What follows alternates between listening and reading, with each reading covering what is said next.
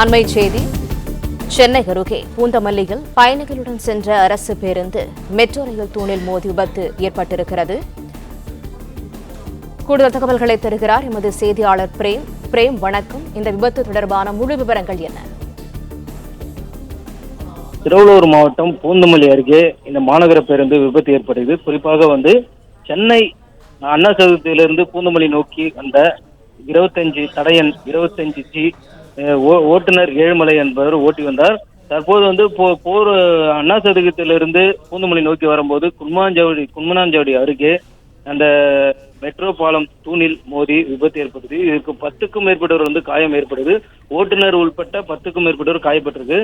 குறிப்பாக ஆம்புலன்ஸ் மூலியமாக பூந்தமல்லி அரசு மருத்துவமனையில் அனுமதிக்கப்பட்டு முதல் சிகிச்சைக்காக அவங்க சிகிச்சை பெற்று வருகின்றனர். குறிப்பாக இது போக்குவரத்து போலீசார் முன்னிருந்து காத்து என்ன எது என்று விசாரணை மேற்கொண்டு வருகின்றனர். குறிப்பாக இந்த ஆற்காடு சாலை குன்மாஞ்சாவடியில் போக்குவரத்து நெரிசலானது காணப்பட்டது.